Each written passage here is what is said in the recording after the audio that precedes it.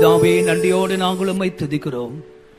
ஒன்று கூட எங்களுக்கு இரக்கம் காண்பியும், முடிவேதத்தின் மகத்துவங்களை காணும்படி எங்களுடைய மனக்கண்களை பிரகாசமாக்கும், எங்களுடைய இருதயங்கள் ஆயத்தமாக இருக்கட்டும். கர்த்தாவே, இந்த கடைசி நாட்களிலே ஒரு உயிர் மீட்சியை நாங்கள் வாஞ்சிக்கிறோம். வசனத்தில் இருக்கிற ஜீவன் எங்களுடைய ஆவி, ஆத்துமா, சரீரத்தை பற்றி பிடிக்கட்டும், சுத்திகரிக்கட்டும். முன்பக்கமாய் நாங்கள் திரும்பி உடைய சட்டைகளின் மறைவிலே வந்தடைய உதவி செய்யும். நல்ல போதகராய் ஆவியானவர் எழும்பும். இன்றைக்கும் அடிமை குருவாயாய் மாத்திரம் இருக்கட்டும். மகிமையும் கனத்தையும் நீர் எடுத்துக்கொள்ளும். இயேசு கிறிஸ்துவின் நாமத்தில் பிதாவே, ஆமென். தயவு செய்து உட்காருங்கள். எரேமியா தீர்க்கதரிசன புத்தகம் 33ஆம் அதிகாரத்தின் 9வது வசனத்தை மறுபடியும் படிப்போம். Prophetical book of Jeremiah chapter 33. Let us read again verse 9. 33:9 Jeremiah. 33:9 Jeremiah. நான் அவர்களுக்கு செய்யும் நன்மை எல்லாம் கேட்கப் போகிற பூமியின் எல்லா ஜாதிகளுக்கும் முன்பாக அது எனக்கு மகிழ்ச்சியுள்ள கீர்த்தியாயும் புகழ்ச்சியாயும் மகிமையாயும் இருக்கும். நான் அவர்களுக்கு அருளி செய்யும் எல்லா நன்மை நிமித்தமும் எல்லா சமாதானத்தின் நிமித்தமும் இவர்கள் பயந்து நடுங்குவார்கள் என்று இஸ்ரவேலின் தேவனாகிய கர்த்தர் சொல்கிறார். And it shall be to be a name of joy, a praise and honor before all the nations of the earth, which shall hear all the good that I do unto them, and they shall fear and tremble for all the goodness and for all the prosperity that I procure unto it.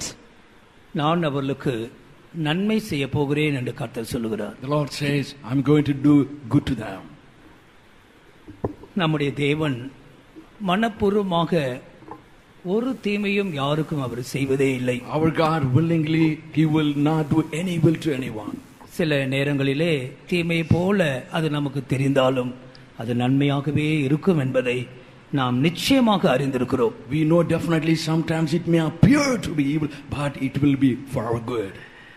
தேவன் அவளுக்கு எந்த நன்மைகளை செய்ய விரும்புகிறார் என்பதை நாம் கடந்த ஆராதனையிலே சில விஷயத்தை தியானித்தோம். The last service meditated to find out what kind of goodness God wanted to do to them. அதற்கு முன்பாக நன்மை செய்யும்படி தேவன் தன்னுடைய மனதை அவளுக்கு வெளிப்படுத்தி கொடுத்ததை நாம் படித்தோம். Also we found out that God revealed His mind to them, what to show what kind of goodness He would do. இந்த அதிகாரத்தை நீங்கள் படித்தால் 10 விதமான நன்மைகளை நாம் படிக்கலாம். When you read this chapter, you will find 10 different types of goodness. அதில் முதலாவதாக 6ஆம் வசனத்திலே சௌக்கியமும் ஆரோக்கியமும் நான் அவளுக்கு வரப்பண்ணுவேன் என்று ஆண்டவர் சொல்லுகிறார். Firstly, in verse 6, you find that I will bring it health and cure. சௌக்கியமும் ஆரோக்கியமும் தேவன் நமக்கு கொடுத்திருக்கிற நன்மையாக இருக்கிறது. The health and cure which we have is a goodness God has given to us. அவர் நம்முடைய சரீரத்தை மாத்திரமல்ல, நம்முடைய ஆத்துமாவையும் நம்முடைய சபையும் தேசத்தையும் கூட அவர் குணமாக்க விரும்புகிறார். Not only he wants to heal our body, also our soul, our church and the nation. எனக்கு சித்தம் உண்டு, நீ சுத்தமாக என்று ஆண்டவர் தன்னுடைய மனதை வெளிப்படுத்துகிறார். God reveals His mind in this way. It is my will for you to get healed. Get healed. அடுத்ததாக ஆண்டவர் அவளுக்கு பரிபூர்ண சமாதானத்தை தருவதாக இந்த 6ஆம் வசனத்திலே நாம் படிக்கிறோம். In the 6th same verse you read, God would give them abundance of peace. பரிபூர்ண சமாதானம் என்று சொல்லுகிறது தேவனுடைய ஒரு விசேஷித்த நன்மையாகவே இருக்கிறது. Abundance of peace is also one of the special goodness of God. உலகத்தில் நீங்கள் பார்க்கும் பொழுது சமாதானத்தோடு வாழ்கிறவர்கள் எத்தனை பேர் என்பது கேள்விக்குறியாகவே இருக்கிறது. It is a matter of question to see in the world, to find out how many people live with peace. நாடுகளை எடுத்துக்கொள்ளுங்களேன், எத்தனை நாடுகள் சமாதானமாய் இருக்கிறது. Take for example the nations. How many nations are without peace? நம்முடைய நாட்டுக்குள் எத்தனை கலவரங்கள் ஒவ்வொரு நாளும் நடந்து கொண்டே இருக்கிறது. Even in our own nation, how many riots take place every day? கர்த்தருக்கு மகிமை உண்டாகட்டும். Glory to God. உலகளாவிய ஒரு சமாதான கேடு தேசத்தின் மேல் வந்து கொண்டிருக்கிறது. A worldly destruction of peace is looming over the nations. முகமதிய நாடுகளிலும் கூட தங்களுக்குள்ளே போரிட்டு கொண்டு ஒருத்தரை ஒருத்தர் சுட்டு அழித்து கொண்டிருக்கிறதை நாம் பார்க்கிறோம். Even among the Muslim nations you see that they are fighting among themselves and killing each other. துன்மார்க்கனுக்கு சமாதானம் இல்லை என்று வேதாகமம் சொல்லுகிறது. The Bible says there is no peace for the wicked. ஏசாயா 57ஆம் அதிகாரத்தின் 20, 21 ஆகிய வசனங்களில் படித்தால் துன்மார்க்கனுக்கு சமாதானம் இல்லை என்று என் கர்த்தர் சொல்லுகிறார். Isaiah 57 verse 20 and 21, if you read, the Lord says there is no rest for the wicked. நம்முடைய வாழ்க்கையிலே பாவமோ துன்மார்க்கமோ இருக்குமானால் நாம் சமாதானமாகவே வாழ முடியாது. Even in our lives, if there is sin or any wickedness, we cannot live in peace. எனவேதான் பரிசுத்த வாழ்க்கை உண்டானால் அங்கே சமாதானம் இருக்கும். Hence, if you have a holy life, there will be peace. ஒரு சிறுவனை குறித்து நான் படித்தேன். I read about a little fellow. அந்த சிறுவன் எப்படியோ ஒரு சந்தர்ப்பத்திலே ஒரு துப்பாக்கி குண்டை ரகசியமாக எடுத்துக்கொண்டான். A little boy, in one time, he carried a bullet with him. எடுத்துக்கொண்டான். அது அவனுக்கு துப்பாக்கியில் உபயோகப்படுத்துகிற குண்டு என்று தெரியும்.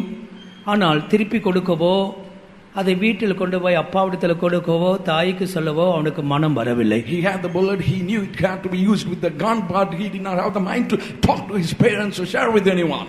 எனவே அவன் அதோடவே நடந்தான், வகுப்புக்கு சென்றான், தூங்கினான். அது இவனோடவே இருந்தது. He carried the bullet with him, slept with him, he walked with him, went everywhere. It was with him. நாளடைவில் அதை குறித்து ஒரு பயமும் அவனுக்கு பிடிக்க ஆரம்பித்தது. In the course of time, fear started gripping him. வெளியே சொல்லவும் பயந்தான். He feared to say to anyone. அந்தோ பரிதாபம், ஒரு நாள் அந்த குண்டோடவே அவன் மரித்தான். Oh, one day he died with that bullet. அவனுடைய சரீரத்தை அடக்கம் செய்வதற்காக ஆயத்தமாக்கின பொழுது அவன் ரகசியமாக அந்த துப்பாக்கி தோட்டாவை வைத்திருந்ததை கண்டுபிடித்தார்கள். When they tried to prepare his body for funeral, they found out the bullet was inside him. பாவம் துப்பாக்கி தோட்டாவை போல. Even the sin is like a bullet. எத்தனையோ பேர் அதோடு தான் வாழ்கிறார்கள். Many people are living with it.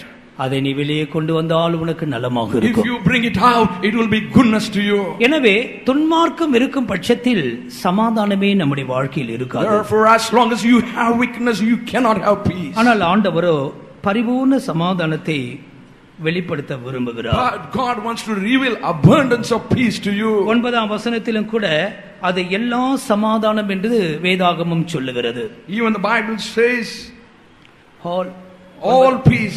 கர்த்தருக்கு மகிமை உண்டாகட்டும். Praise the Lord. 9ஆம் வசனத்திலே அதை நாம் படிக்கிறோம். In verse 9 we read about that. பிரியமானவர்களே, இந்த சமாதானம் 3 அடுக்காக அதை நாம் தியானிக்கலாம்.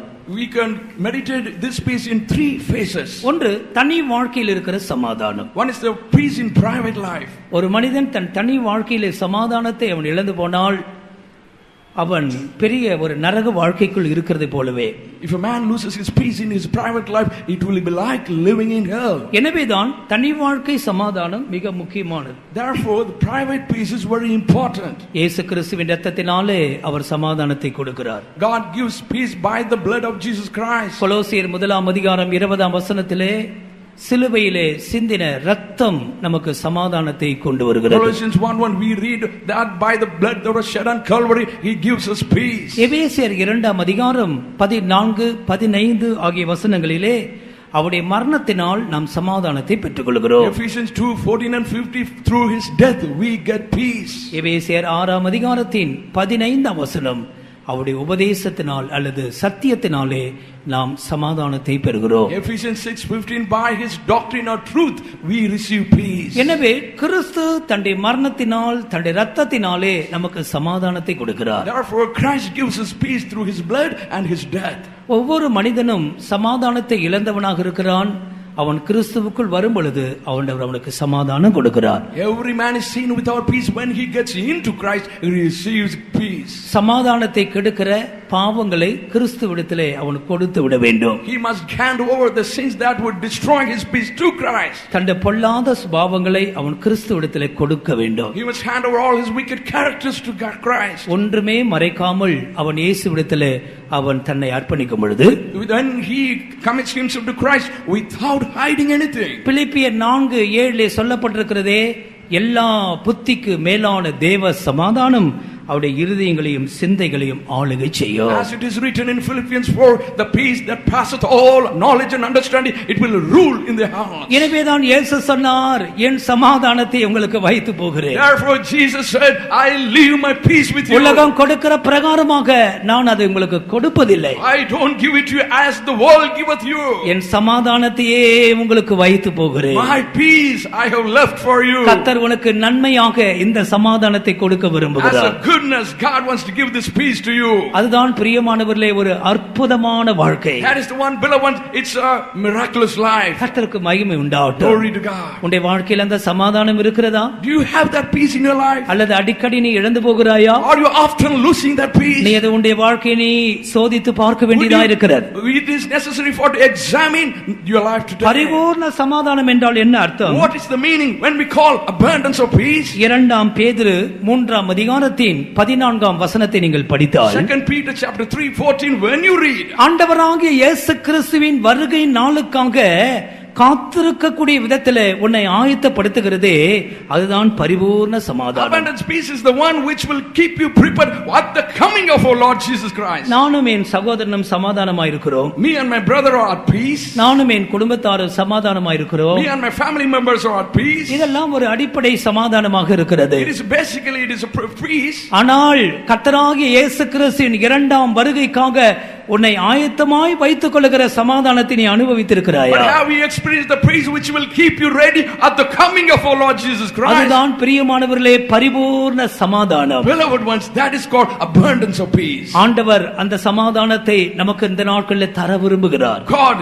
these days wants to give that peace to us. அப்போஸ்தலர் 9ஆம் அதிகாரத்தின் 31ஆம் வசனத்திலே Acts 9:31, சபைகளுக்குள் உண்டாகிற சமாதானத்தை குறித்து அங்கே எழுதப்பட்டிருக்கிறது. it is written about the peace that will prevail in the church. அந்த நாட்களிலே சபைகள் சமாதானம் பெற்றிருந்ததாம்.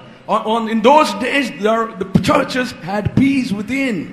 யூதேயா, கலிலேயா, சமாரியா நாடுகளிலே சபைகள் இருந்தது.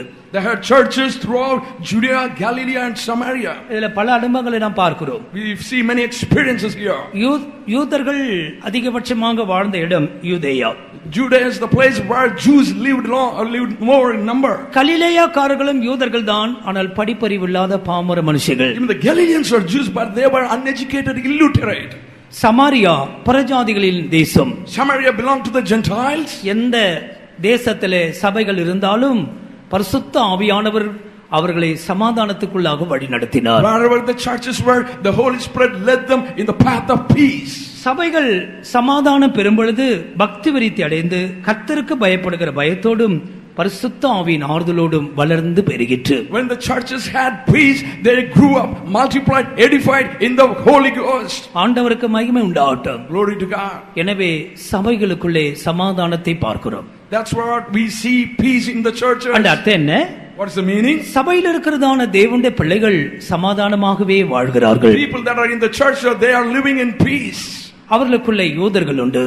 There were Jews among them. கலிலேயக்காரர்கள் இருக்கிறார்கள். Galileans were among them. சமாரியரும் இருக்கிறார்கள். Samaritans were among them. கர்த்தருக்கு மகிமை உண்டாகட்டும். Glory to God.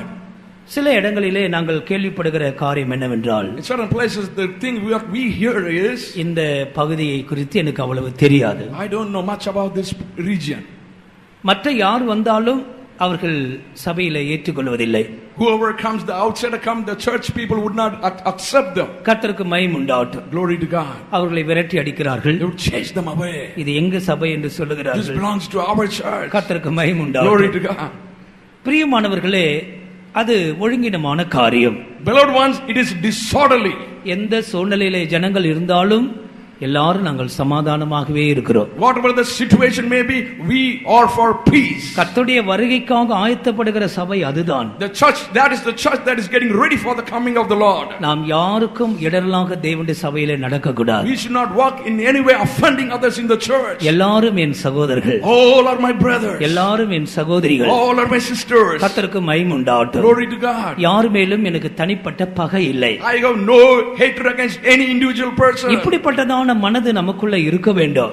We should have such attitude. கர்த்தருக்கு மகிமை உண்டாகட்டும். Glory to God. அருமையானவர்களே, பிசாசு மனிதர்களை தூண்டி விடுகிறான். Beloved ones, devil is the one who instigates நீ அந்த people. குடும்பத்தோடு சேராதே, Don't join with that family. அவரோடு பேசாதே. Don't you even talk to that கர்த்தருக்கு மகிமை people. உண்டாகட்டும். Glory to God. நான் உன் வீட்டுக்கு வரமாட்டேன், I will not come to your home. நீ என் வீட்டுக்கு வராதே. Don't you come to my home. இதெல்லாம் சத்தியத்தை அறியாதவர்கள் செய்கிற தவறுகளாக These are இருக்கிறது. things, those who do not know the truth, they do this. இப்போ ஒரு பெரிய நியாயத்தீர்ப்பு வரப்போகிறது என்று அறிந்தும் கூட இன்னும் சமாதானமாய் இருக்காதவர்கள் நம்முடைய மத்தியில் இருக்கத்தான் There are செய்கிறார்கள். people among them having known there's a great judgment is going to come, still go on doing this. கர்த்தருக்கு மகிமை உண்டாகட்டும். Glory to God. எனவே சபைகள் சமாதானமாய் இருக்கட்டும். Therefore, let there be peace in the church. கர்த்தர் நன்மை செய்வதாக சொல்லி இருக்கிறார். God has promised to give you goodness. கர்த்தருடைய சபை சமாதானமாய் இருக்கும். The church of God will be at peace. மூன்றாவதாக தேசத்துக்கு சமாதானத்தை குறித்து எரேமியா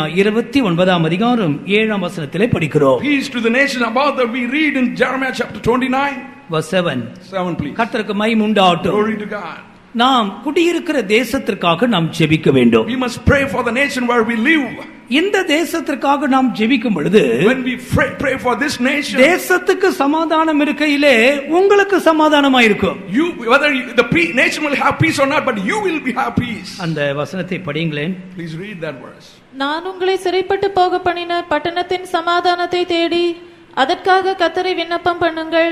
அதற்கு சமாதானம் இருக்கையில் உங்களுக்கும் சமாதானம் இருக்கும். அதற்கு சமாதானம் இருக்கையில் உங்களுக்கு சமாதானம் இருக்கும். As long as they have peace, you will have peace. நேசரத்திலே சமாதானம் இருந்தால் சபை சமாதானமா இருக்கும். If there is peace in Nazareth, there will be peace in church. தமிழ்நாட்டிலே சமாதானமா இருந்தால் நாம சமாதானமா If there இருக்கலாம். is peace in Tamil Nadu, we will have peace. இந்தியாவிலே சமாதானம் இருந்தால் நாம் சமாதானமா If there is இருக்கலாம். peace in India, we will have peace. எனவேதான் இந்த தேசத்துக்காக ஜெபியுங்கள் என்று வேதம் சொல்லுகிறது. Hence, the Bible commands us to pray for the nation. அம்மைதலுள்ள ஜீவியம் செய்யும்படியாக தேசத்து ஜனங்கள் அதிபதிகளுக்காக நாம் ஜெபிக்க For வேண்டும். us to have a peaceful living, we must pray for the rulers of the nation. ஆண்டவருக்கு மகிமை உண்டாகட்டும். Glory to God. அதற்கு சமாதானம் இருக்கையிலே நாம் சமாதானமா இருக்கலாம். When they have peace, we can have peace. இந்த நாட்களிலே இது ஒரு பயங்கரமான ஒரு காலகட்டமாக இருக்கிறது. We are living in terrible times. அந்தி கிறிஸ்து ரகசியமாக தன்னுடைய ராஜ்யத்தை ஒருங்கிணைத்துக் கொண்டிருக்கிறான்.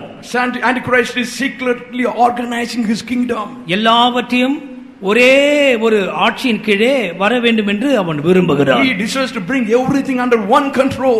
ஆண்டவருக்கு மகிமை உண்டாகட்டும். Glory to God. எனவே பிரியமானவர்களே, தேசத்தின் சமாதானத்திற்காக ஜெபிக்க Therefore, வேண்டும். beloved ones, pray for the peace of the nation. ஆண்டவர் பரிபூர்ண சமாதானத்தை கொடுப்பதாக சொல்லுகிறார். God is promising to give us abundance of peace. மூன்றாவதாக ஆண்டவர் என்ன சொல்லுகிறார்? Thirdly, what does God say? அவர்களுக்கு பரிபூர்ண சத்தியத்தை நான் வெளிப்படுத்துவேன். I will reveal unto them abundance of truth. கர்த்தருக்கு ஸ்தோத்திரம். Glory to God. நான் அவர்களுக்கு செய்ய போகிற நன்மை அதிகமா இருக்கும். நான் அவளுக்கு நன்மையை செய்ய போகிறேன். Whatever the goodness, what I am going to do, it will be great. இங்கே ஆண்டவர் பரிபூர்ண சத்தியத்தை குறித்து பேசுகிறார். Here, the God is talking about the abundance of truth. சத்தியம் என்று சொல்லும் பொழுது அதுல ஒரு துவக்கம் உண்டு, அதுல ஒரு முடிவு இருக்கிறது. When you talk about the truth, there is a beginning and there is an end. ரட்சிப்பில் அது துவங்கி பரிசுத்தமாகுதலிலே அது முற்று பெறுகிறது. It begins with salvation and gets finished at perfection. கர்த்தருக்கு மகிமை உண்டாகட்டும். Glory to God. கிருபையும் சத்தியமும் ஆண்டவராகிய இயேசுவின் மூலமாக உண்டாயிற்று. Grace and truth came through our Lord Jesus Christ. இது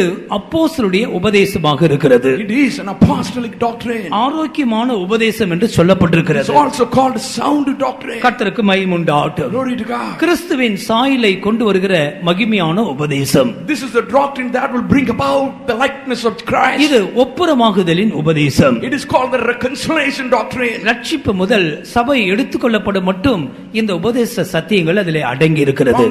From salvation until the church is taken away, everything this comprises all the doctrines. நம்முடைய ஞாயிறு பள்ளியிலே நாம் இந்த உபதேசங்களை எல்லாவற்றையும் கொண்டு வந்திருக்கிறோம். In the Sunday school ministry, we have brought all the truth in this. கர்த்தருக்கு மகிமை உண்டாகட்டும். Glory to God. ஞாயிறு பள்ளியிலே கொடுக்கப்பட்ட சிலபஸ் சொல்லுகிறது அவ்வளவு விசேஷமான காரியங்கள் அதுக்குள்ள இருக்கிறது. According to the Sunday school syllabus, we have there special things are in it. ரட்சிப்பு முதற்கொண்டு ஜெய ஜீவியம் மட்டும் அதிலே நம்ம உபதேசங்களை கொண்டு வந்திருக்கிறோம். From salvation until victorious living we have put in that syllabus. எனவே பிள்ளைகள் கண்டிப்பாக இதை படிக்கிறது அவளுக்கு நன்மையாக இருக்கும். Therefore children studying this syllabus, it will be good unto them. கர்த்தருக்கு மகிமை உண்டாகட்டும். Glory to God. ஆண்டவர் காலா காலங்களாக இந்த சத்தியத்தை, பரிபூர்ண சத்தியத்தை சபைக்கு வெளிப்படுத்திக் கொண்டே இருக்கிறார். God in every dispensation was delivering this truth to the church. கர்த்தருக்கு மகிமை உண்டாகட்டும். Glory to God. இந்த சத்தியத்தை கைக்கொண்டு வருகிறவர்கள் நீதியுள்ள ஜாதிகளாக மாறுகிறார்கள். Those who keep the truth will become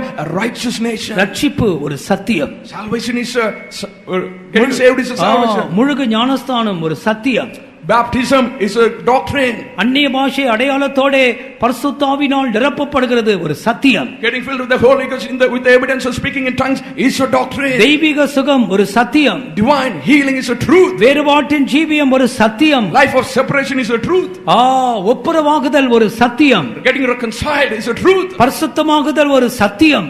Becoming holy, that is a truth. கர்த்தருக்கு மகிமை உண்டாகட்டும். Glory to God. இந்த உபதேசங்களை ஆண்டவர் சபைக்கு போதிக்கிறார். These doctrines God is teaching the church. சபைக்கு ஜெய ஜீவியத்தை குறித்து நாங்கள் போதிக்கிறோம். We are teaching about victorious living. எனவே பிரியமானவர்களே, அந்தந்த காலகட்டத்திலே தேவன் பரிபூர்ண சத்தியத்தை சபைக்கு வெளிப்படுத்திக் கொண்டே இருக்கிறார். Therefore, beloved ones, God in His own time He is revealing the truth to the churches. நான்காவதாக ஆண்டவர் கொடுக்கிற நன்மை என்ன? Fourthly, what is the goodness God gives to the church? 33ஆம் அதிகாரத்தின் 7ஆம் வசனத்தை படிப்போம். Chapter 33 verse 7, please read. நான் யூதாவின் சிறையிருப்பையும் இஸ்ரவேலின் சிறையிருப்பையும் திருப்பி முன்னிருந்தது போல அவர்களை கட்டுவித்து 11ஆம் வசனம் 11 please.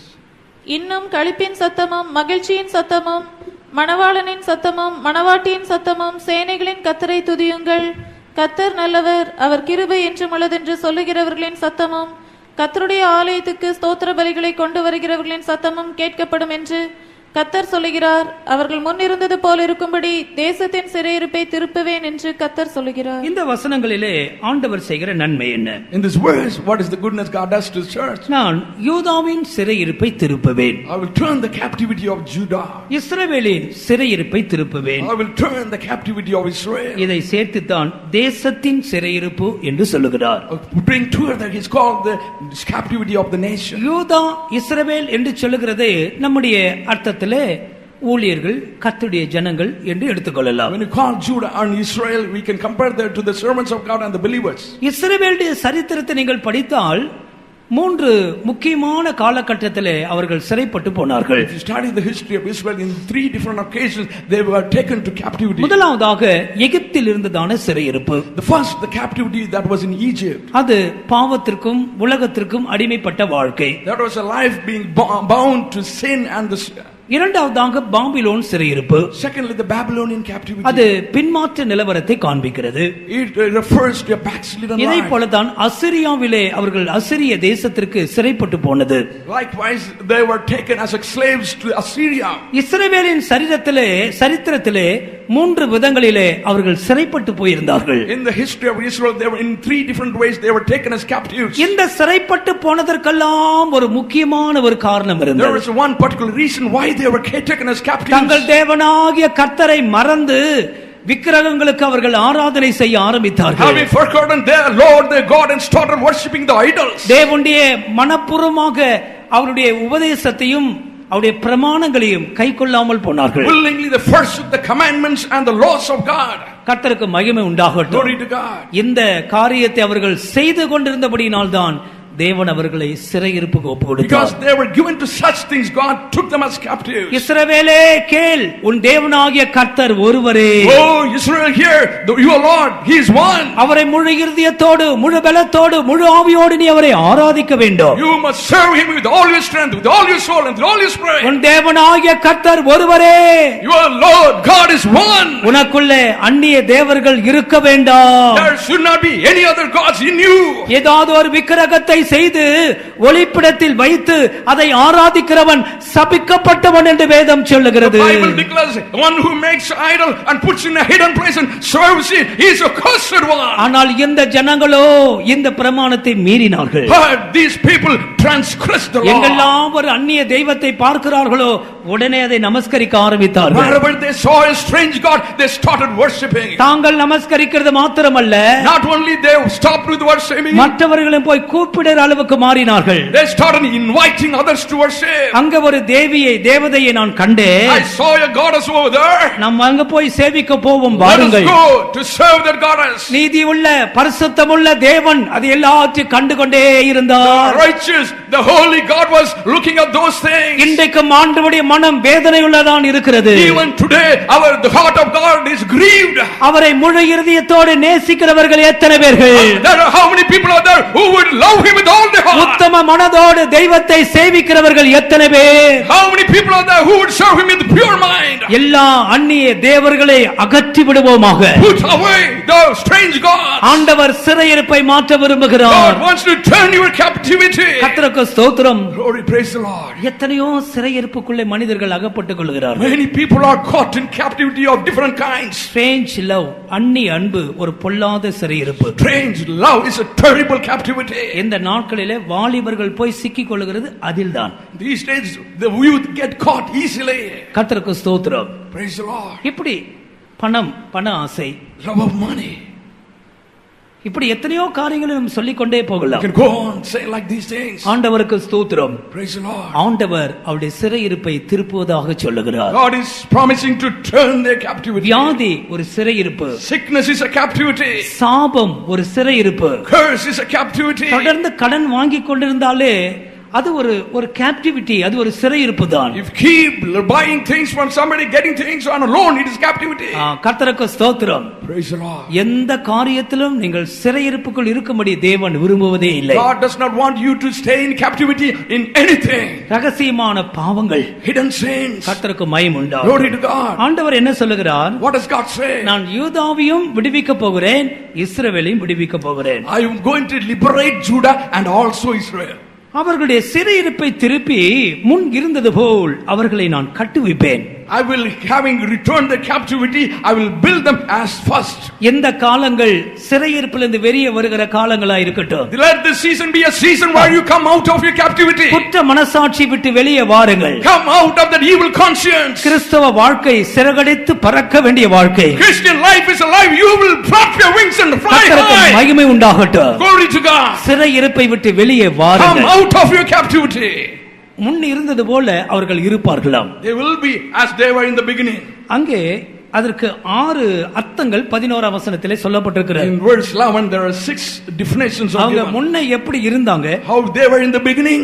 இந்த 11ஆம் வசனத்தில் 6 விதமான சத்தங்களை குறித்து சொல்லப்பட்டிருக்கிறது. In verse 11 there are 6 types of sounds given. இந்த 6 விதமான சத்தங்கள் நமக்குள் இருந்தால் நாம் சிறையிருப்பிலிருந்து விடுதலையாக்கப்பட்டவர்கள், முன் இருந்தது போல் கர்த்தரால் நாம் ஆசீர்வதிக்கப்பட்டவர்களாகவே இருக்கிறோம். If we have the 6 voices in us, then we are a blessed people of God, and we have been restored to the beginning. முதலாவதாக களிப்பின் சத்தம். First, the voice of joy. இந்த சத்தங்களை நீங்கள் படிக்கும் பொழுது முதலாவது எழுத்தின் பிரகாரமாக சில காரியங்களை சொல்லுகிறேன். When you study about these voices, I'm going to talk to you about certain literal meanings. எதன் அடிப்படையிலே இந்த சத்தங்கள் இஸ்ரவேலுக்குள்ளே தொனித்தது? On what basis they had these voices among them? அவர்கள் நன்றாக வாழ்ந்த பொழுது, நன்றாக இருந்த பொழுது, when they had their good living, ஒரு விவாகம் என்றால், ஒரு பண்டிகை என்றால், இந்த எல்லா சத்தங்களும் ஊர்ல தொனித்துக் கொண்டே இருக்கும். In case of wedding or a festival, there would be voices rising in the nation. இதுல இல்லாத சில சத்தங்களும் கூட உண்டு. எந்திரத்தின் சத்தம், அப்படி எல்லாம் பல பாடுகிறவர்களின் சத்தம், அதாவது ஒலிவ பழங்களை திராட்சை பழங்களை பறித்து ஆலையில போட்டு அதை காலால் தான் மிதிச்சு தான் ரசத்தை எடுப்பார்கள். There are other voices beside the voices given. That is one kind of voice, the voice of the grind, and the other voice is when you trample the grapes in the திராட்சை பழங்களை மிதிக்கும் போது மேல கயிறு கட்டி இருக்கும். அந்த கயிறு கட்டிக்கிட்டே பாட்டு பாடிக்கிட்டே மிதிப்பார்கள். While trampling the grape, there will be a rope hanging from the top. They will be holding on to the rope and singing songs. ஒரு விவாகம் என்றால் ஒரே சத்தமா இருக்கும், ஆர்ப்பரிப்பின் சத்தமா. There is a wedding, there will be shouts of joy. ஆனா இப்ப அவங்க சிறையிருப்புக்கு போய்விட்டார்கள். Now they are in captivity now. ஆண்டவர் சொல்றார், நான் எல்லாத்தையும் மாற்றுவேன், I will restore everything. He says. இந்த சத்தங்கள் எல்லாம் மறுபடியும் உங்களுக்குள்ள துணிக்குன்னு சொல்றார். All these voices will be sounding again when you. இதன் சத்தத்தை ஆவிக்குரிய கருத்திலே நாம் படிக்கிறோம். When you study in terms of spiritually. முதலாவதாக களிப்பின் சத்தம். First, the voice of joy. களிப்பின் சத்தம் என்றால் என்ற அர்த்தம் என்ன? What is the meaning of voice of joy? பிரியமானவர்களே, 31:13 கூட படிங்களேன். 31:13, please read. அப்பொழுது கன்னிகைகளும் வாலிபரும் முதியோரும் கூட ஆனந்த களிப்பாய் மகிழுவார்கள். நான் அவர்கள் துக்கத்தை சந்தோஷமாக மாற்றி அவர்களை தேற்றி அவர்கள் சஞ்சலம் நீங்க அவர்களை சந்தோஷப்படுத்துவேன். இந்த களிப்பு எப்படி உண்டாகிறது? How they would have this joy. 31ஆம் வசனம் சீயோனுக்கு திரும்பி வருதலை குறித்து பேசுகிறது. Verse 31 is talking about coming back to Zion. அவர்கள் சிறையிருப்பிலிருந்து திரும்பி வருகிறார்கள். They were coming back from captivity. 9ஆம் வசனம் அழுகையோடு விண்ணப்பங்களோடு திரும்பி வருகிறார்கள். In verse 9 with the tears and they were returning. 6ஆம் வசனம் எழுந்திருங்கள், சீயோனிலே நம்முடைய தேவனாகிய கர்த்தரிடத்திலே போவோம். In verse 6, arise ye, let us go up to Zion unto the Lord our God. ஆண்டவருக்கு மகிமை உண்டாகட்டும். Glory to God. களிப்பின் சத்தம் என்று சொல்லுகிறது கர்த்தர் பக்கம் முழுமையாக திரும்பி வருகிறதான அனுபவத்தை காண்பிக்கிறார். When you return completely to God, then you can have the voice of joy.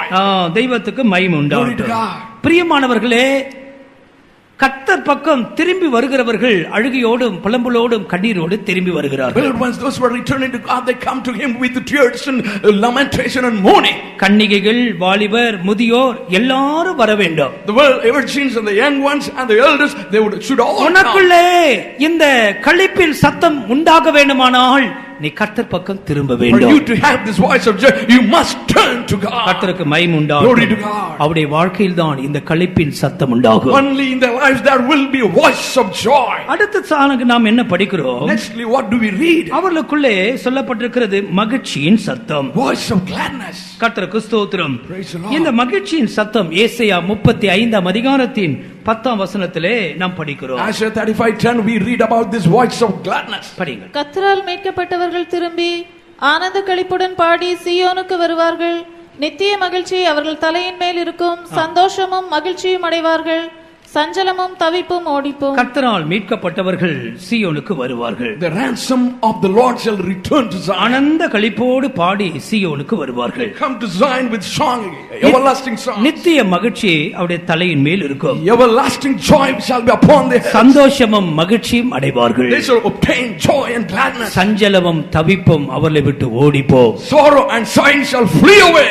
சஞ்சலமும் தவிப்பும் நீங்கின வாழ்க்கை மகிழ்ச்சியின் வாழ்க்கை. Life without sorrow and sighing is a life of gladness. நீ பாபிலோனில் இருக்க மட்டும் இந்த மகிழ்ச்சியை உன்னால் அனுபவிக்க முடியாது. As long as you are in Babylon, you cannot have this gladness. பின்மாற்ற நிலவரத்திலே, கர்த்தருடைய அன்பை விட்ட நிலவரத்திலே நீ வாழ்ந்து கொண்டிருக்கும் பொழுது இந்த ஆனந்த களிப்பை உன்னால் அனுபவிக்க If முடியாது. you live in a black slide and stay without the love of God, you cannot have this voice of gladness. சஞ்சலமும் மகிழ்ச்சியும் உனக்கு வேண்டும். You do sorrow and sadness you must have. சஞ்சலமும் தவிப்பும் உன்னை விட்டு ஓடி போக வேண்டும். Sorrow and sadness must leave you. எனவே களிப்பின் சத்தமும் மகிழ்ச்சியின் சத்தமும் உங்களுக்குள் உண்டாயிருக்கும். Therefore then you will have the voice of joy and voice of gladness. மூன்றாவதாக எந்த சத்தம்?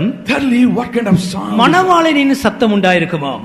Thirdly, there will be the voice of the bridegroom. கர்த்தருக்கு மகிமை உண்டாகட்டும். Glory to God. அருமையானவர்களே, கர்த்தர் செய்கிற நன்மையை பாருங்கள். Beloved ones, look at the goodness of God. யார் இந்த மணவாளன்? Who is this bridegroom? யூதாவிலும் இஸ்ரவேலிலும் இந்த மணவாளனின் சத்தம் கேட்கட்டும்.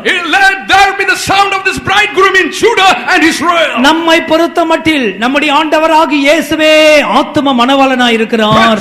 Unto us, our Lord Jesus Christ is the lover of our soul. சபைகளிலே ஆத்தும மணவாளனின் சத்தம் தொனிக்கட்டும். Let there be sound of the bridegroom in the church. அவருடைய சத்தம் எப்படி இருக்கும்? What kind of sound?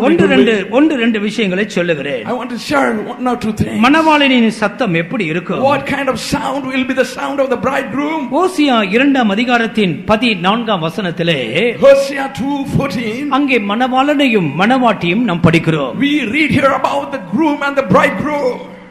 ஆயினும் இதோ நான் அவளுக்கு நயங்காட்டி அவளை வனாந்தரத்தில் அழைத்து கொண்டு போய் அவளோட பட்சமாய் பேசி. ஆண்டவருடைய சத்தம் எப்படி இருக்கும்? What kind of sound it will be? அவளை சபையை நயம் காட்டி ஏமாற்றி வனாந்தரத்துக்கு அழைத்து கொண்டு போகிறார். I will talk nicely to her and lure her into wilderness. அப்படி ஏமாற்றி கொண்டு போகிறாரா? God takes them to the wilderness in a deceptive way. நயம் காட்டி கொண்டு போகிறார். He lures her. என்ன கொண்டு போகிறார்? எப்படி கொண்டு போகிறார்? How he takes her? நான் உனக்கு கானான் கொடுக்க போகிறேன். I'm going to give you Canaan. நீ அங்க வந்து பாரு, முள்ள ஃபுல்லா பால் தான் ஓடிட்டு இருக்கும். Come and see that it will be filled with milk. ஃபுல்லா தேனா தான் இருக்கும். It will be filled with honey. கர்த்தருக்கு மகிமை உண்டாகட்டும். ஜனங்களை நயம் காட்டுகிறார். He is luring them. இந்த பிள்ளைகளை கூட அப்படித்தான் நம்ம ஏமாத்துறோம். This is how we deceive the children. ஒரு சின்ன சாக்லேட் கொடுத்தா அத்தனை வரும். If you give a little chocolate, they will come to you.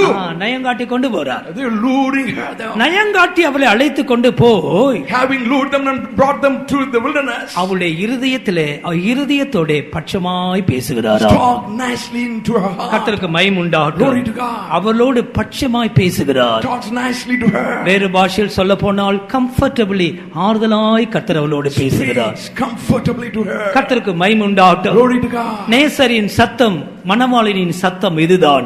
This is the sound of the lover, the bridegroom. இனி உனக்குள் மணவாளனின் சத்தத்தை நீ கேட்பாய். You will start hearing the voice of the bridegroom. உன்னை கர்த்தர் வனாந்தரத்துக்கு கொண்டு வருகிறார். God is bringing you to wilderness. பல நெருக்கங்களிலே உன்னை கொண்டு போகிறார். In the midst of oppression, he is bringing you. உன்னுடைய இருதயத்தோட பட்சமாய் பேச விரும்புகிறார். He wants to speak comfortably to your heart. மணவாளனின் சத்தம் உண்டாகும். There will be the sound of the bridegroom. ரொம்ப ஆச்சரியமா இருக்கு இந்த மணவாளனின் சத்தத்தை நீங்க படிச்சு பாருங்க எப்படி எல்லாம் பேசுறார். If you start studying it will be amazing. உன்னத பாட்டு 2ஆம் அதிகாரத்திலே, The Songs of Solomon, the chapter 2, 8ஆம் வசனத்திலே அவள் என்ன சொல்லுகிறாள்? verse 8, what does she say? 2:8 இது என் நேசரின் சத்தம். This is the sound of my beloved. நேசரின் சத்தத்தை அவள் அறிகிறாள். She knew the voice of the beloved. 5ஆம் அதிகாரத்தின் 2ஆம் வசனத்திலே, 5:2, என் நேசரின் சத்தத்தை கேட்கிறேன், கதவை தட்டுகிற என் நேசரின் சத்தம். I hear the voice of my beloved, the one who knocks at the door. மணவாளனின் சத்தம் தேசத்திலே கேட்கட்டும். Let there be the voice of the bridegroom in the nation. அடைக்கப்பட்ட கதவுகளை தட்டுகிறார். He is knocking at the shut doors. கடின உள்ளங்களை தட்டுகிறார். He is knocking at the hardened hearts. நீயோ சத்தத்தை பகுத்தறிந்து கொள். You are up to discern the voice. இது என் ஆத்தும நேசரின் சத்தம். This is the voice of the lover of my soul. அவர் என்ன சொல்லுகிறாரா? What does she say? 10ஆம் வசனம் 2:10 என் நேசர் என்னோடு பேசுகிறார். The 2:10 is the lover, my beloved speaks to me. என் பிரியமே, என் ரூபவதியே எழுந்து வா. Oh my beauty, my beloved, rise and come. என் நேசர் என்னோடு பேசுகிறார். Oh, with this my beloved is speaking to me. கர்த்தருடைய மணவாளனின் சத்தம் சபைகளிலே உண்டாகட்டும். Let there be the voice of the bridegroom in the churches. ஆண்டவருக்கு மகிமை உண்டாகட்டும். Glory to God. கண்மலையின் வெடிப்புகளில் தங்குகிற என் மறைவிடங்களில் தங்குகிற என் புறாவே. Oh, thou that hideth in the cleft of the rock. எனக்கு இதெல்லாம் வர்ணிக்க எனக்கு நேரமில்லை பிரியமானவர்களே. I don't have time to describe this, beloved ones. ஆனால் கர்த்தர் எனக்கு சொல்லுகிற சத்தியத்தை உங்களுக்கு சொல்லுகிறேன். But what the Lord tells me to tell you, I tell you. இந்த நாட்கள் மணவாளனின் சத்தம் உண்டாகிற நாட்கள். These days are the days where you will hear the voice of the groom. கர்த்தர் பேசுவார். Lord will speak. வேதத்தை படிக்கும் பொழுது, When you read the Bible, தேவ சமூகத்துக்கு கூடி வரும் பொழுது, when you come to the presence of God, நிச்சயமாய் மணவாளன் சபையிலே பேசுவார். surely the groom will talk to the church. உன்னுடைய இருதயத்தோடு பட்சமாய் பேசுவார். Speak comfortably to your heart. கர்த்தருக்கு மகிமை Glory உண்டாகட்டும். to God. அடுத்ததாக ஆண்டவர் என்ன செய்கிறாராம்? Nextly, what does God do? அங்கே மற்றொரு சத்தத்தை பார்க்கிறோம். There's another voice. அது என்ன சத்தம்? What kind of voice? அதான் மணவாட்டியின் சத்தம். Voice of the bride. கர்த்தருக்கு ஸ்தோத்திரம். Praise the Lord. அங்க நாம் என்ன படிக்கிறோம்? What do we read here? மணவாட்டியின் சத்தமும் கேட்கப்படும். Voice of the bride will be also heard. மணவாட்டிக்கு கூட சத்தம் உண்டு. Even the bride has a voice. கர்த்தருக்கு ஸ்தோத்திரம். Praise the Lord. மணவாட்டியின் சத்தம் விசேஷமான சத்தம். It's a special voice, the voice of the bride. நேசர் கூட அதுதான் கேட்கிறார். The beloved hears that voice. 2ஆம் அதிகாரத்தின் உன்னத பாட்டு 14ஆம் வசனம். 2:14 Songs of Solomon.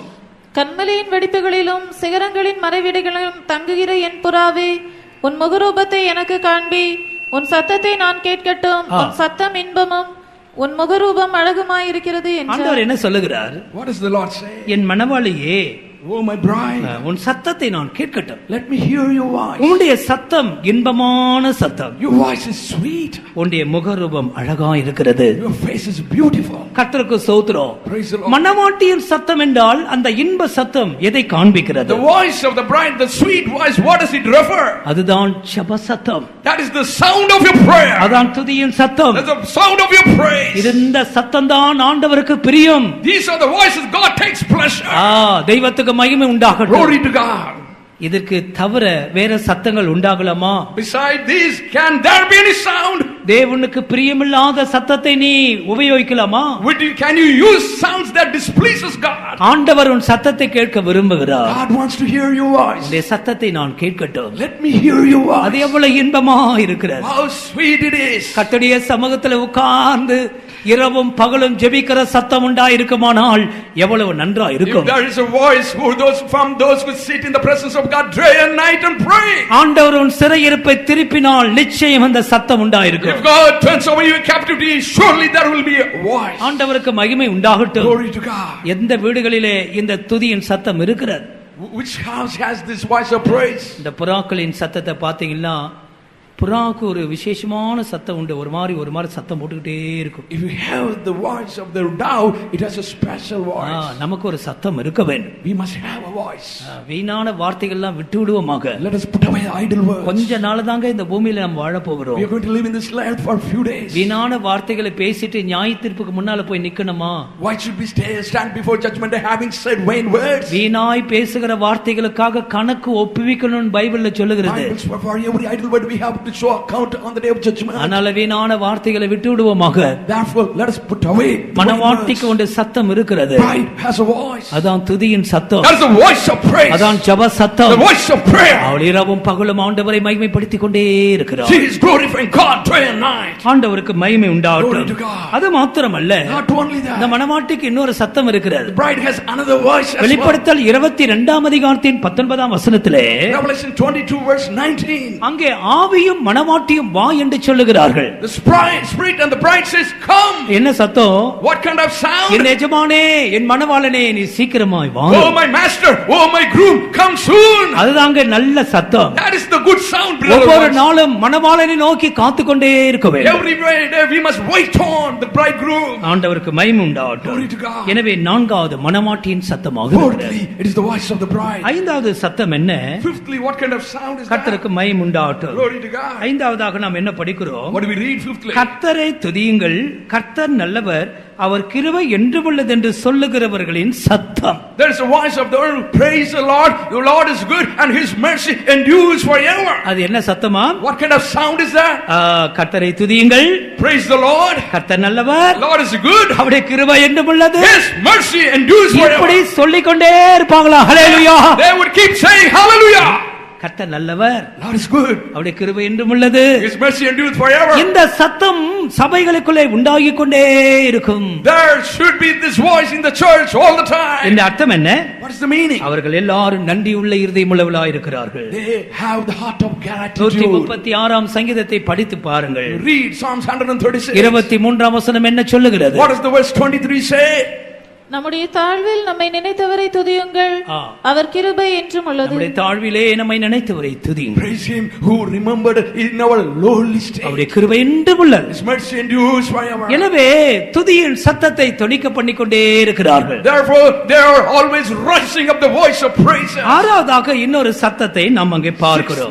We are looking at அது என்ன சத்தமா? What kind of voice is that? கர்த்தருடைய ஆலயத்திற்கு ஸ்தோத்திர பலிகளை கொண்டு வருகிறவர்களின் சத்தம். The voice of those people who bring thanksgiving to the temple. Hallelujah. Hallelujah.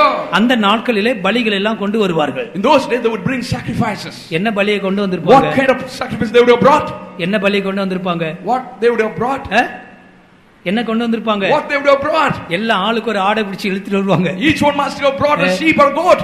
ஆடு என்ன செய்யும்? What the goat would do? என்ன செய்யும்? What the goat does? ஆடு கத்திக்கிட்டே இருக்கும். It keeps bleating. ஒருத்தர் ரெண்டு பேர் இல்ல, நிறைய பேர் மனப்பூர்வமா பலிகளை கொண்டு வந்துகிட்டே இருக்கிறார்கள். Not one or two, the multitudes of people were bringing the sacrifice willingly. ஆண்டவருக்கு மகிமை Glory உண்டாகட்டும். to God. பல இடங்களிலிருந்து இந்த பலிகள் ஒன்றாய் சேருகிறது. They would bring from different places and coming to one பலி place. செலுத்துகிறவர்களின் சத்தம் அங்கே There உண்டாயிருக்கும். is the voice of those who sacrifice. அதுதான் ஊழியத்தில் உண்டாகிறதான ஒரு எழுப்புதல். That is the revival that happens in the ministry. நமக்கு ஆண்டவர் ஊழியங்களை கொடுத்திருக்கிறார். God has given us ministries. ஸ்தோத்திர பலிகளை செலுத்துகிறவர்களின் சத்தம் உண்டாயிருக்கட்டும். There will be the voice of those who offer sacrifices of thanksgiving. ஊழியம் செய்கிறவர்களின் சத்தம் உண்டாயிருக்கட்டும். There will be the voice of those who minister. ஆண்டவருக்கு மகிமை உண்டாகட்டும். Glory to God. அருமையான தேவனுடைய பிள்ளைகளே, Beloved children of God, இந்த சத்தங்கள் எல்லாம் நமக்குள்ள உண்டாகணும். we must have these voices. அதான் சிறையிருப்பிலிருந்து திரும்பினவர்கள். That is a sign of returning from captivity. ஆண்டவருக்கு மகிமை Glory உண்டாகட்டும். to God.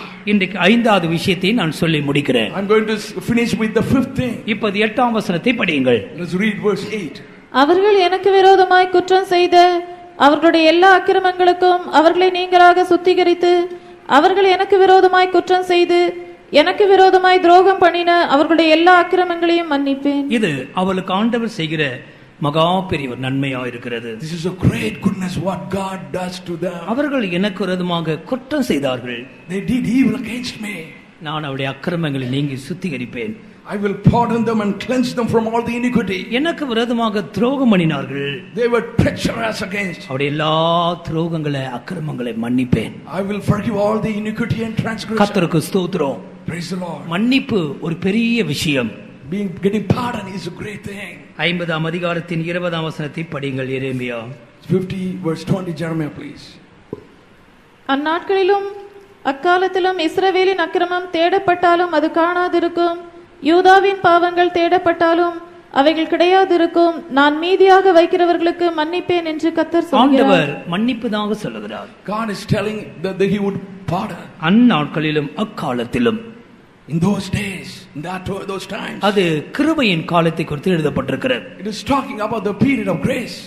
அக்கிரமங்கள் தேடப்பட்டாலும் கூட அது காணாது இருக்குமாம். Even if you seek after iniquity, you will not find it. அது கிடையாது இருக்கும். It will not be sought. ஏனென்றால் அவருடைய அக்கிரமங்களை அவர் மன்னிக்கிறார். Because he forgives their iniquity. 31ஆம் அதிகாரத்தின் 34ஆம் வசனம் என்ன சொல்லுகிறது? 31, 34, what does it say? அவருடைய அக்கிரமங்களை நான் மன்னிப்பேன், I will forgive their iniquity. அவருடைய பாவங்களை நான் நினையாதிருப்பேன். I will not remember their sins anymore. சுத்தமான ஜலத்தை நான் அவர்கள் மேல் தெளிப்பேன். I will sprinkle clean water upon them. நீங்கள் சுத்தமாவீர்கள். You will be cleansed. மீறுதல்களை மன்னிக்கிற தேவனுக்கு ஒப்பானவர் யார்? Who is like unto our God who forgives the transgression of the people? உன்னுடைய மீறுதல்களை மேகத்தை போல் கார்மேகத்தை போல் அகற்றி விட்டேன். I have removed them as the cloud, dark cloud. உன்னுடைய பாவங்களை நான் குலைத்து போடுகிறேன். I brought out your sins. அருமையான தேவனுடைய பிள்ளைகளே, Beloved children of God, ஆண்டவர் அவளுக்கு மன்னிப்பதாக சொல்லுகிறார். God is promising them to forgive them. கர்த்தருக்கு மகிமை உண்டாகட்டும். Glory to God. எனவே இந்த வசனங்களை அவர்கள் விசுவாசிக்க வேண்டியதாக இருக்கிறது. It was necessary for them to believe these verses. உனக்கு ஆண்டவர் செய்கிற மகா பெரிய ஒரு நன்மை என்ன தெரியுமா? What is the great goodness God would do to you? Did you know? பாவ மன்னிப்பின் நிச்சயம். Assurance of your sins forgiven. ஆண்டவருக்கு மகிமை உண்டாகட்டும். Glory to God. ஜான் பனியன் எழுதினதான மோட்ச பிரயாணத்தை நீங்கள் அநேகர் You வாசித்திருக்கலாம். might have read the book called Pilgrim's Progress, written by John Bunyan. அழிவின் நகரத்தை நோக்கி, அழிவின் நகரத்தில் இருந்து ஒளிமயமான நகரத்துக்கு அவன் பிரயாணப்படுகிறான். When he started off from the city of destruction to the city of light. கர்த்தருக்கு மகிமை உண்டாகட்டும். Glory to God. ஆனால் அவன் முதுகிலே அந்த கிறிஸ்தியான் அவன் தான் பிரயாணம் போகிறான்.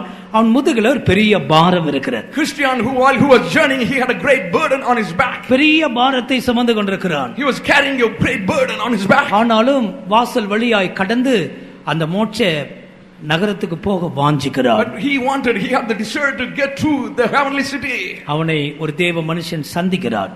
A saint of God meets him. அல்லது சுவிசேஷம் அவனை சந்திக்கிறது. Gospel was meeting him. இந்த பாரத்தோடு கூட நீ பிரயாணம் பண்ண முடியாது. You cannot carry on with this burden. இந்த பாரத்தை மாற்றுகிற ஒரு வழியை சொல்லிக் கொடுக்கிறேன். I will show you a way so that you can put away this அந்த burden. வழி அவனுக்கு சொல்லப்பட்ட பிற்பாடு When that way was taught him, அந்த பெரிய பாரம் அவனுடைய முதுகிலிருந்து கீழே விழுகிறது. burden rolled off his back.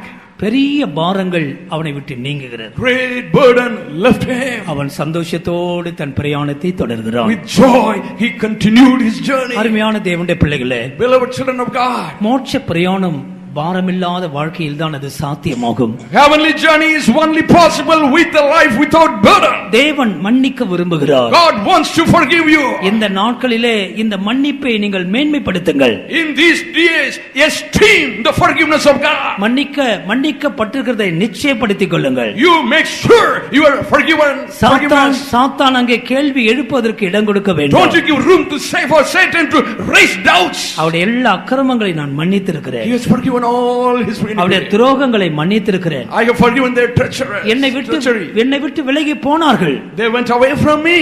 ஆனாலும் நான் அவர் மேல் அன்பா இருக்கிறேன். But still I am. அருமையான தேவனுடைய பிள்ளைகளே, beloved children of God, தேவன் செய்கிற நன்மைகளை பாருங்கள். Look at the goodness of God. கர்த்தருக்கு மகிமை உண்டாகட்டும். Glory to God. இன்றைக்கு காலையிலும் கூட கர்த்தர் இந்த நன்மையோடு நம்முடைய மத்தியிலே வந்திருக்கிறார். Even this morning with his goodness he has come to in our midst. ஒரு 2-3 நிமிஷங்கள் கண்களை மூடுவோமாக. Close your eyes for 2-3 minutes. நன்மை செய்கிற தேவன் நம்முடைய மத்தியிலே உலாவுகிறார். God who does good, he is moving in our midst. எத்தனை பேருக்கு தெய்வீக நன்மைகள் அவசியமாக இருக்கிறது? How many of you need the goodness of God? அவர் நன்மை செய்கிறவராய் சுற்றி திரிகிறார். He moved about doing good. இந்த கூட்டத்தில் உனக்கு ஒரு நன்மை உண்டு. In this meeting you have a goodness. உனக்கு ஒரு சமாதானம் உண்டு. You will have a peace. உனக்கு ஒரு சத்தியம் உண்டு. You have a truth. உனக்குள்ளே ஒரு மீட்பின் சத்தம் உண்டு. There will be sound of redemption. உனக்கு ஒரு மன்னிப்பு உண்டு. There will be forgiveness in you. கர்த்தர் தன்னுடைய நன்மையின் வாசலை திறந்திருக்கிறார். God has opened the doors of his goodness. இந்த நன்மைக்காக ஆண்டவரை மகிமைப்படுத்துவோமா? Let us glorify God for this goodness. இந்த நன்மைகளுக்காக ஆண்டவரை துதிக்க ஆரம்பிப்போமா? Let us start praising God for this goodness. தேவ பிள்ளையே,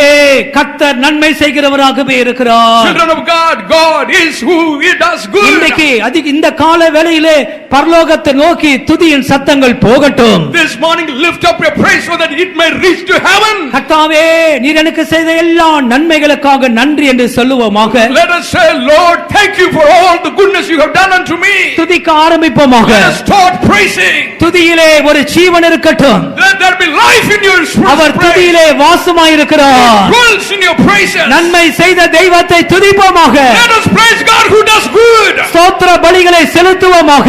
Let us offer him praise sacrifice of thanksgiving. கர்த்தர் நல்லவர் என்று சொல்லுகிறவரின் சத்தம் உண்டாகட்டும். Let there be voice that says the Lord is good. Hallelujah, hallelujah.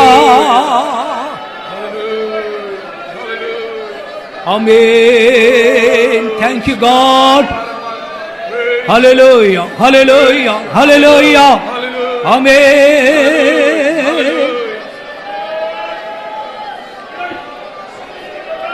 Tave stotram stotram stotram. Hallelujah, hallelujah.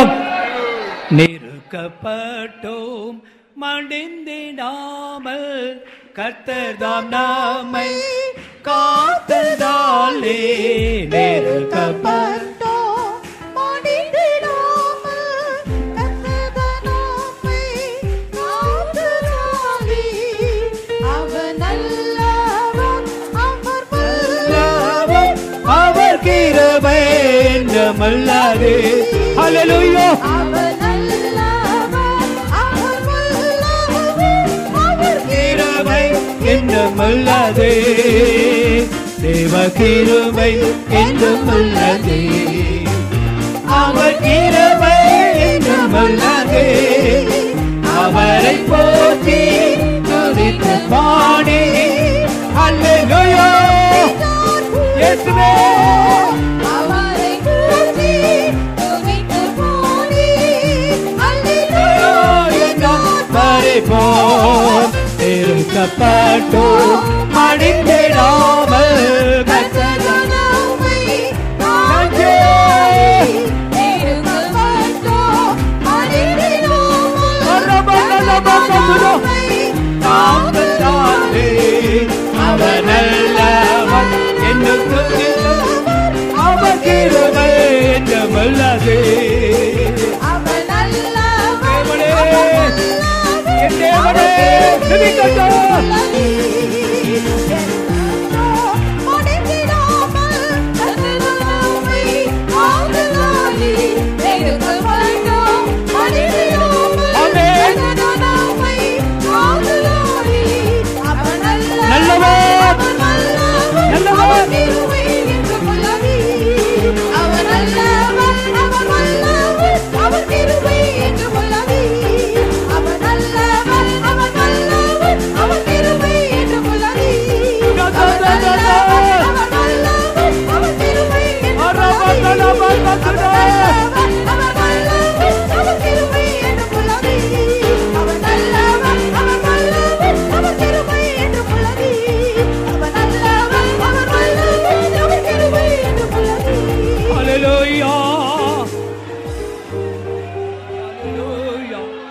ஹalleluya.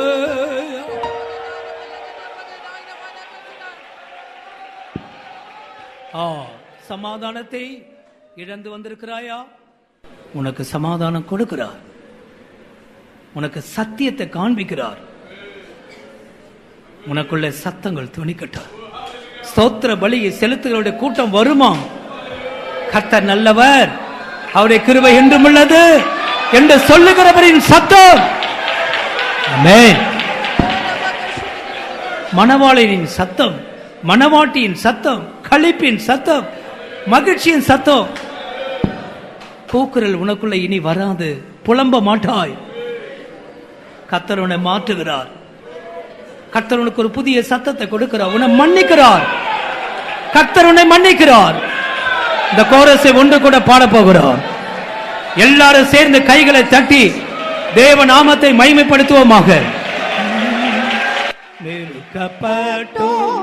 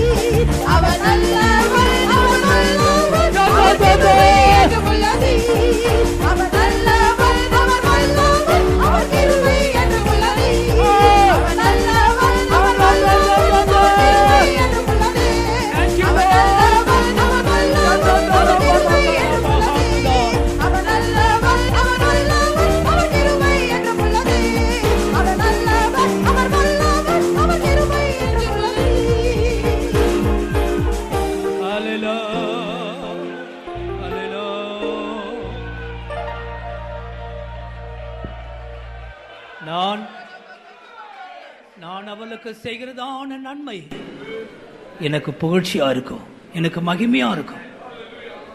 தன் ஜனத்தை பார்த்து ஆண்டவர் சொல்றார். இன்றைக்கு அதே ஆண்டவர் உனக்கு சொல்றார், என் ஜனத்துக்கு நான் நன்மை செய்ய போகிறேன். தைரியமாயிரு, தைரியமாயிரு, விசுவாசத்தோடு போ. உன்னுடைய வாழ்க்கை நன்மையா இருக்கும். உனக்குள்ளே துதியின் சத்தம் துணிக்கும். ஹல்லேலூயா, ஹல்லேலூயா. ஆமென். நன்மை செய்கிற தேவன் நமக்கு இருக்கிறபடினால் சந்தோஷத்தோடு கைகளை உயர்த்தி ஆண்டவருக்கு ஸ்தோத்திரங்களை செலுத்துவோமாக. Hallelujah. Praise him, praise him, praise him. தெய்வமே. ஆமென். ஜெபிப்போம்.